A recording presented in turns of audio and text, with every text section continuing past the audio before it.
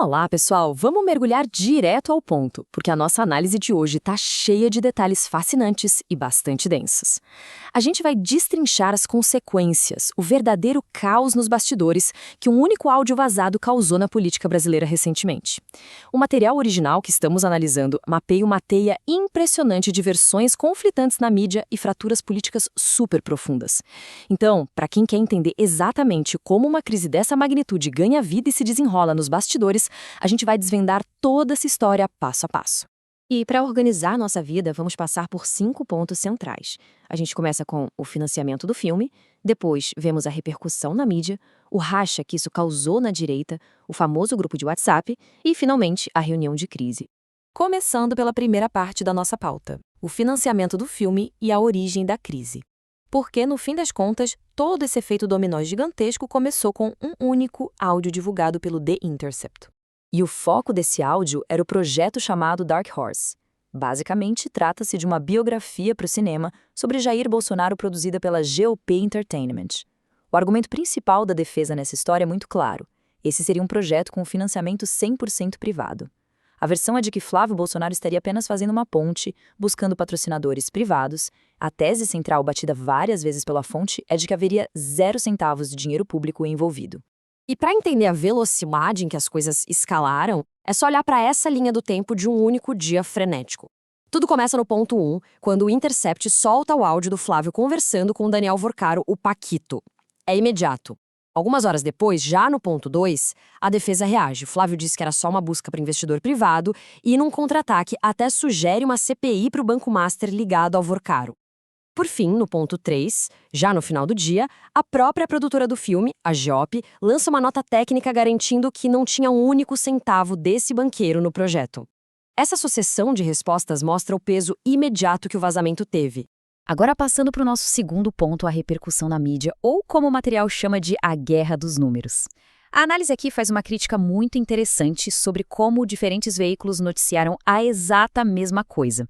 Reparem só nessa tabela, porque a escolha das palavras é fascinante para moldar a opinião pública.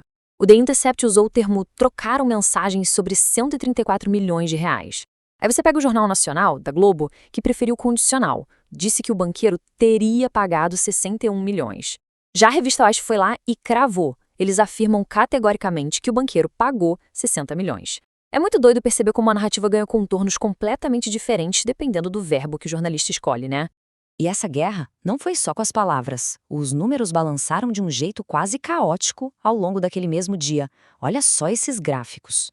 Começou com os impressionantes 134 milhões reportados no Intercept. Depois, o valor caiu para mais ou menos a metade, 61 milhões na cobertura da Globo. E mais tarde ainda, a jornalista Malu Gaspar falou em um valor completamente diferente, bem melhor, 2,3 milhões. A fonte original usa justamente essa montanha-russa de números para questionar a precisão das apurações no calor do momento. No meio desse furacão de números, a narrativa oficial se agarrou firmemente a essa declaração aqui. O próprio Flávio Bolsonaro disse: "Toda essa história nada mais é do que um filho procurando investidores privados para fazer um filme privado sobre a história do seu próprio pai. 0 de dinheiro público." E é exatamente em cima dessa tese que a defesa tenta afastar qualquer acusação de crime, focando na ideia de que se tratava apenas de negócios do setor privado. O que nos leva ao nosso terceiro ponto, o racha na direita e o famoso fogo amigo. Porque com toda essa pressão externa, rachaduras começaram a aparecer por dentro. E para entender a dinâmica dessa crise interna, o material divide o espectro em 2 facções bem distintas. De um lado, a gente tem o que chamaram de União da Direita, uma ala mais liberal e pragmática que, ao primeiro sinal de tempestade, rapidamente se afastou do Flávio. Do outro, os bolsonaristas raiz, aquela base hardcore e super leal que imediatamente agiu como uma tropa de choque para defender o senador. Entender essa divisão é essencial para sacar o que acontece a seguir. Esse atrito fica super claro quando a gente compara como 2 governadores importantes reagiram ao escândalo. Romeu Zema foi implacável e chamou o episódio de imperdoável, dizendo que não adiantava criticar o adversário e fazer a mesma coisa. Em contraste total, a gente tem o Ronaldo Caiado, que adotou um tom pacificador, implorando para que a centro-direita não se dividisse e lembrando que o foco principal deles deveria ser apenas as eleições futuras. São visões totalmente diferentes de como lidar com a mesma crise. Mas aí entra o fator surpresa, o número que vocês estão vendo agora. R$ 1 milhão.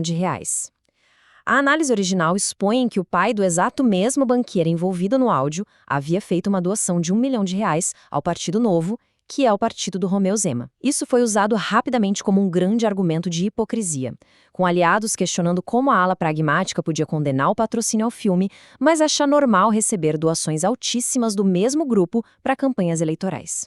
A coisa só esquenta. Chegamos no quarto ponto, o famigerado grupo de WhatsApp, recheado de vazamentos e de traições. Aqui, a gente entra nos bastidores profundos do jogo político. A cronologia desse vazamento é surreal. Existia um grupo de mensagens sugestivamente chamado de Amigos de Confiança. Em meio a toda a confusão na mídia, parte do grupo começou a conspirar e a discutir abertamente maneiras de substituir a futura candidatura de Flávio. Ricardo Salles chegou a jogar o nome da Michele Bolsonaro como alternativa. E aí vem a reviravolta. O deputado Paulo Bilinski, por total acidente, encaminha o print dessa tela para a equipe dele. E claro, não demorou nada para isso parar na revista Veja. O próprio Salles até tentou negar no começo, mas com os metadados do print, a manobra política no meio da crise ficou totalmente escancarada para o público. E Bilinski nem tentou esconder. A confissão dele foi direta e reta. O print saiu do meu celular. Peço desculpas por ter prejudicado a todos e me retiro do grupo. O mais irônico que a análise mostra é que dentro de certas bolhas da base fiel, o Bilinski acabou sendo tratado meio que como um herói acidental, já que o erro atrapalhado dele acabou desmascarando a suposta traição da ala União da Direita antes que pudessem seguir com o plano. E, finalmente, vamos para o quinto e último ponto. A reunião de crise e o verdadeiro barata voa no Lago Sul, bairro Nobre de Brasília, onde o pessoal tentou estancar o sangramento.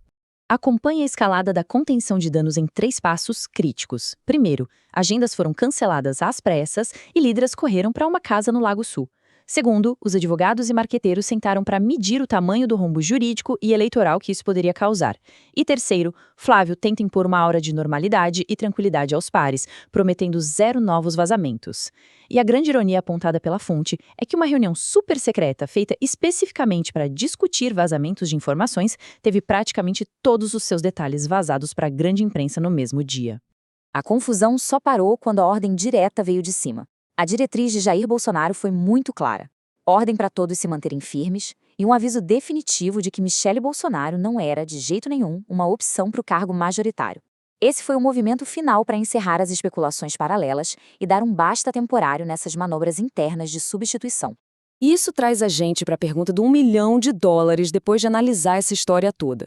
Com essas fraturas sendo tão brutais, com direito a fogo amigo flagrado no WhatsApp e articulações cruzadas, será que isso tudo, no fim das contas, purifica e une um núcleo fiel da direita brasileira? Ou será que esse nível de traição vazada e desconfiança vai acabar implodindo a estrutura de dentro para fora muito antes de qualquer eleição sequer começar? É o tipo de reflexão vital sobre como funcionam os bastidores do poder que a gente vai ter que acompanhar de perto. Muito obrigado a todo mundo que acompanhou mais essa explicação profunda com a gente. Fiquem ligados e até a próxima.